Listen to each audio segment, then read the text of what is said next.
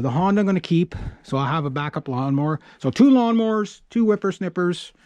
I'd like to have ideally 2 small chainsaws and 1 medium chainsaw and 1 ginormous chainsaw.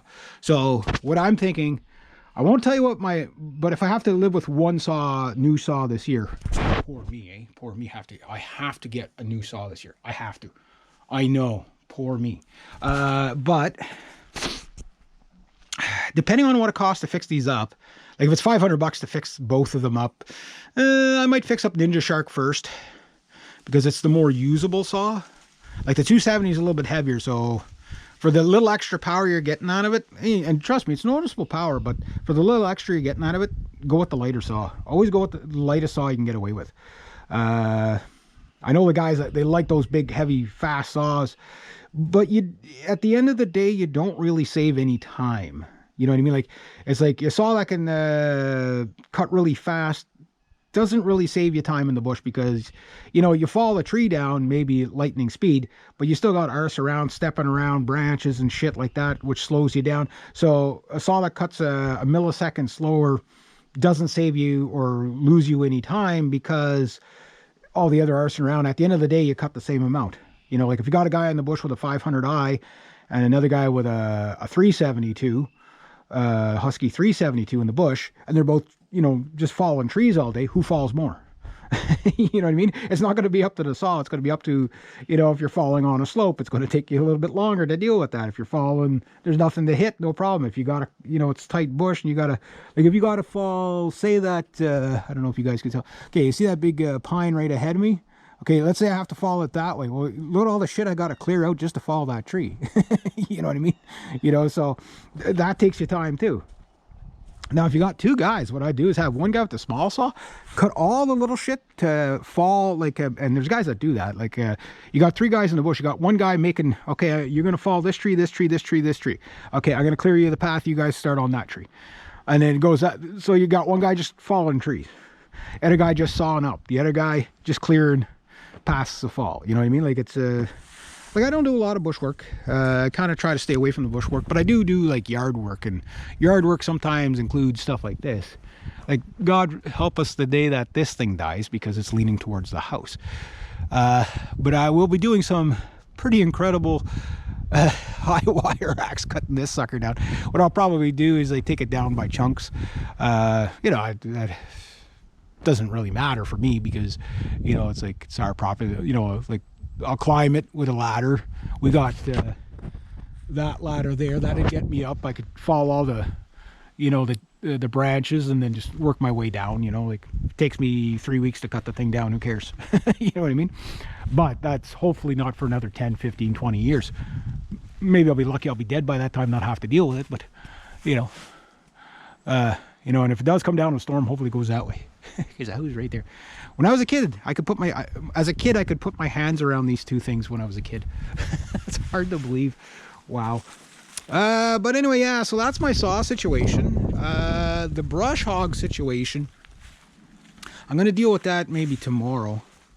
I've only got one little job this week, but I got to call my clients probably tonight. Tomorrow, say, hey, look, April's coming up, and if you guys would like to put me back on the roster, I'm ready to go. But one thing I would recommend anybody that's into this kind of work, like yard work, you know, bushworking like that, and most of you guys know this, but guys just getting started, first, remove all bark from your trucks. Second, give everything a good run a week or 2 before you gotta use it. Get the saws back, you know, get that old gas out of there. You know, like I got a little bit of gas left from last year. The straight gas, I have none left. So what I'm going to do probably starting, well, April 1st, no joke, I'm going to go fill up all my gases. So I have a season of gas ready to go. I was burning about 1 to 1.5 of these a month, maybe 2 at the most, of those. So that's almost $30 of gas right there. So about $60 of gas a month. 40 to $60 of gas a month was my average, running chainsaws, whippersnippers, everything I have at the same mix. All the Stihl stuff is the same mix anyway, pretty much. Unless you get into that old stuff. Now, there is a saw I can get, but it's a good saw. I already broke it. I didn't break it bad. What it was that 06, what was it? 065? Was it 065? The 69cc saw, anyway, whatever that thing. But anyway, that thing, whatever was there, there was a bolt that let go in the exhaust. That's what I thought it was the first time I used it, and that fell apart. And John, the guy that had it, he was going to sell it to me, but I'm like, you know, I don't want to break somebody else. That's why I don't like using other people's stuff. Which is, that saw was nice because it was 59 cc's, but it was heavy. It was really heavy. It was like heavy like my dad's saw. And I don't really want anything heavy. The new saws are so much lighter, and at 50 years old, lighter's better. You know what I mean? Like I put a harness on that thing, and you'd be surprised how much that saves you. Like they're not heavy, but like, I mean, a 10-pound object all day, I mean, that's why my back is screwed up. You know what I mean? It's I get what do you call it, sciatica on this. So especially another tip is, yeah, stretch, guys. Learn how to stretch, because like my back is still bad. I could, like, every day I wake up my back is sore. It's been like that for 2 years now, but it's less sore now because I've relaxed enough this winter. But just as the soreness starts to go away a bit, well, it's repetitive motion, that injury probably, right? I mean, it could be other things. I'm pretty sure my spine is probably not fully aligned just because of the brute work I do, right? And that's common amongst this kind of thing. So stretch, you know, make sure everything's as, you know, go as easy on yourself as you can. But anyway, yeah, so I'll be running these things all week, maybe every second day, just start them all up. Get this one into the Stihl hospital. Bring in my chainsaws. I doubt they'll work on the Husky product, which is a Johnsert, but if I can get that thing going good too, I think everything I need just needs refurbishing, right?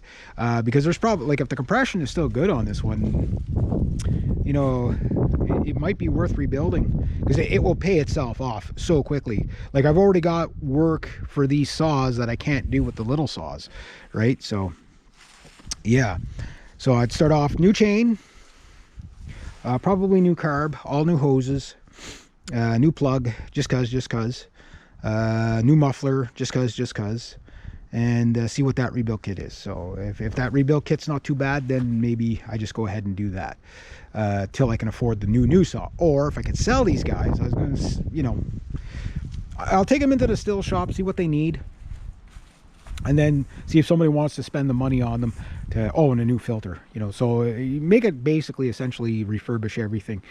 Probably get another 5-10 years out of it. I mean, I got 13 years out of the first saw, and this saw is probably older than my saw. Yeah. So anyway, I'm gonna leave it at about that. I just thought I'd give you guys a sort of a spring rundown. Yeah, get all my stuff all ready.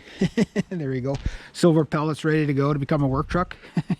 That's my work truck, guys, for this season coming. Yeah, is what it is.